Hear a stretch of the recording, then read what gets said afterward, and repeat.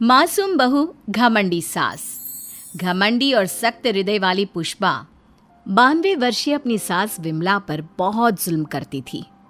ससुर के गुजर जाने के बाद से पुष्पा ने अपनी सास विमला का जानवरों से भी बदतर हाल कर दिया था। वो उसकी गिनती घर के नौकरों में करती, उसे अलग थाली में खाना देती, रहने के लिए अलग छोटा सा कमरा। ये सब देख पुष्पा के पति आलोक को बेहद दुख होता, लेकिन वे चाहकर भी ना कुछ कह पाते ना कुछ कर पाते। एक तरफ उसकी 92 वर्षीय वृद्ध माँ थी तो दूसरी तरफ उसकी धर्मपत्नी। वो करता भी तो क्या करता, वो असमंजस में पड़ गया था।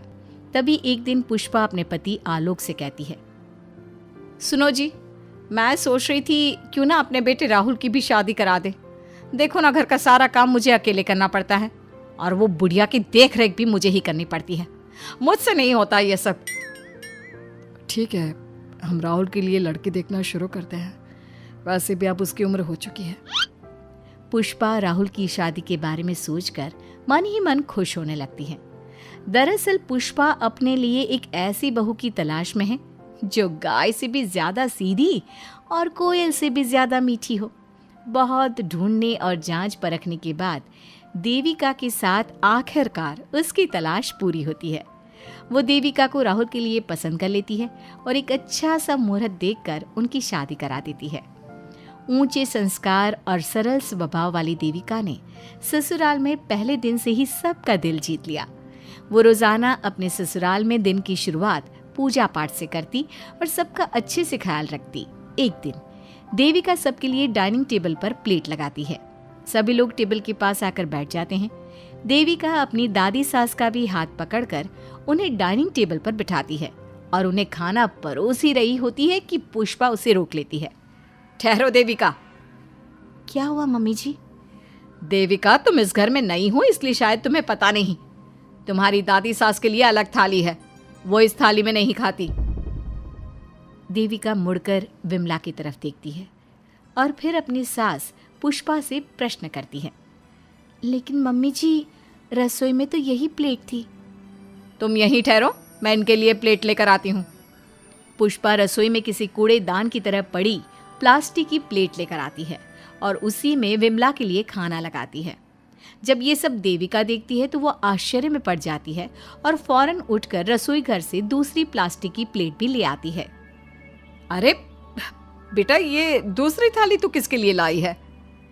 देविका मासूमियत के साथ जवाब देती है, आपके लिए मम्मी जी। हाँ, मेरे लिए? पर क्यों? माँ जी, जब आपने अपनी सास यानी मेरी दादी सास को प्लास्टिक की प्लेट में खाना लगाया तो मैं समझ गई कि यह ज़रूर आपके घर की कोई परंपरा होगी, इसलिए मैं आपके लिए भी ये प्लास्टिक की प्लेट ले आई।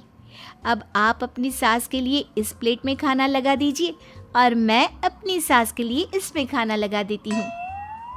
देविका की बातों से पुष्पा हैरान हो जाती है। वो सोच में पड़ जाती है कि वो अपनी बहू देविका की मासूमियत पर खुश हो या फिर उसकी नासमझी पर दुखी। इसी तरह दिन बीतते चले जाते हैं और अब देविका को घर का माहौल और सास का स्वभाव सब समझ में आने लगता है।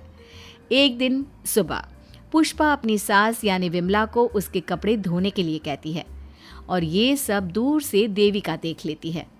उसके कुछ ही समय बाद देविका आती है और अपनी सास पुष्पा से कहती है, मम्मी जी, मैंने घर का सारा काम कर लिया है। कपड़े, बर्तन, झाड़ू, पोछा सब लगा लिया है। अब मैं आपके पैर दबा देती हूँ। अरे लेकिन बेटा, तूने कपड़े नहीं धोए?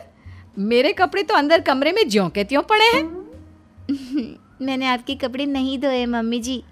आप जब दादी से बोल रही थी ना कि आज उन्हें अपने कपड़े खुद धोने होंगे तो मैंने सब सुन लिया था। फिर मुझे लगा आज पूर्णिमा भी है, इसलिए शायद ये आपके घर की कोई रस्म होगी, तो मैंने आपके कपड़े भी नहीं धोए मम्मी जी। देविका की बातें सुनकर पुष्पा अपना सर पकड़ लेती है और मन ही मन कहती है, ये तो ज़रूरत से कुछ ज़्यादा ही सीधी है। अब क्या करूं मैं इसका? इस बुढ़िया ने मुझे परेशान करके रख दिया है।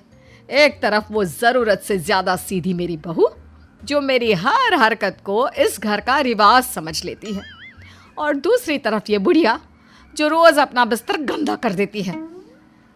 आए बुढ़िया, अब कौन करेगा यह बिस्तर साफ? बाहर से नौकर बुलाने पड़ेंगे क्या? चल जल्दी से अपना बिस्तर साफ कर, गंद मचा कर रखा है। बहू, तू ऐसा क्यों कहती है? मैंने तेरा क्या बिगाड़ा है? मैंने तो कभी तुझसे ऊंची आवाज में बात तक नहीं की, पर तू मुझसे इतनी नफरत क्यों करती है? तभी वहां आलोक, देविका और उसका पति आ जाता है। क्या हुआ पुष्पा, तुम माँ पर ऐसे क्यों चिल्ला रही हो? अरे देखो ना अपनी माँ को, इस बुढ़िया ने अपने बिस्तर का क्या हाल कर रखा है। कितनी बदबू आ रही है इस बिस्तर से, किसी काम की नहीं ये बुढ़िया। आप एक काम क्यों नहीं करते, इस बुढ़िया को वृद्धाश्रम क्यों नहीं छोड़ आते? आलोक ये सुनकर परेशान हो जाता है। वो मन ही मन अपनी माँ से अपनी गलतियों की माफ़ी तो मांगता है, लेकिन जुबान से कुछ नहीं बोलता। बहू, ऐसा मत कर बेटा, तू जैसा बोलेगी मैं ठीक वैसा ही करूँगी। मैं अभी इस बिस्तर को साफ कर देती हूँ, पर प्लीज़ मुझे इस घर से मत निकाल। यह घर मेरे पति की आखिरी निशानी है।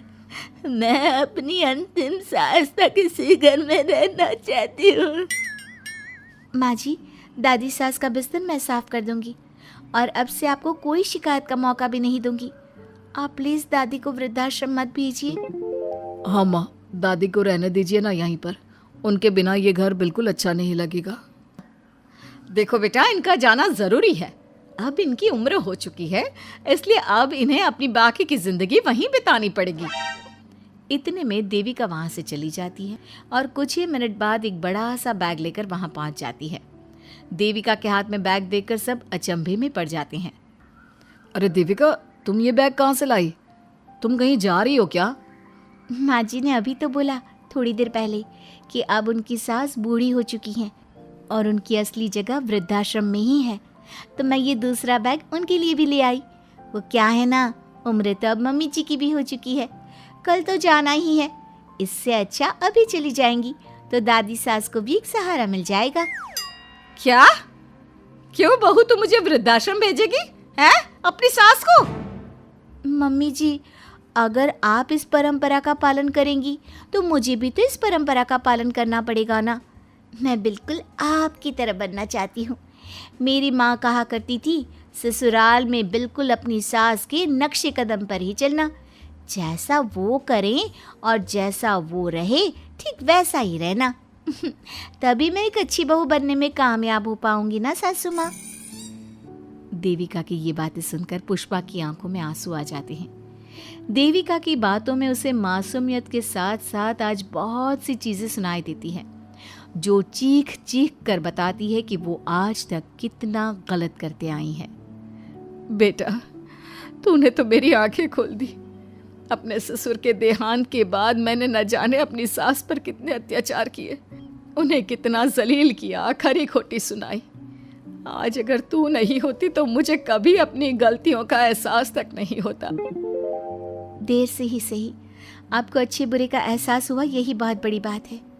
मम्मी जी, तो अब आपके सामान का क्या करना है? अरे जा जाकर इसे मेरे कमरे में रख कर आ जा। अब कोई कहीं नहीं जाएगा, सब यहीं साथ में रहेंगे। बहू, मुझे समझ में नहीं आ रहा मैं तेरा किन शब्दों में धन्यवाद कहूँ।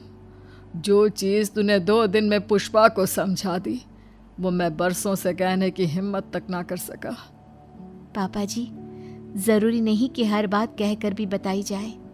कभी कभी अपनी गलतियों का एहसास कराना भी ज़रूरी होता है, और मैंने भी मम्मी जी के साथ ठीक वैसा ही किया। उन्हें उनकी गलतियों का एहसास कराया और देखिए आज सब ठीक हो गया। सच में देविका, तुमने आज हम सबको बहुत बड़ी सीख दी है। अब पुष्पा सुधर जाती है और घर की पूरी जिम्मेदारी देविका को सौंप देती है, और अब उनका परिवार एक सुखी और समृद्ध परिवार की तरह रहने लगता है।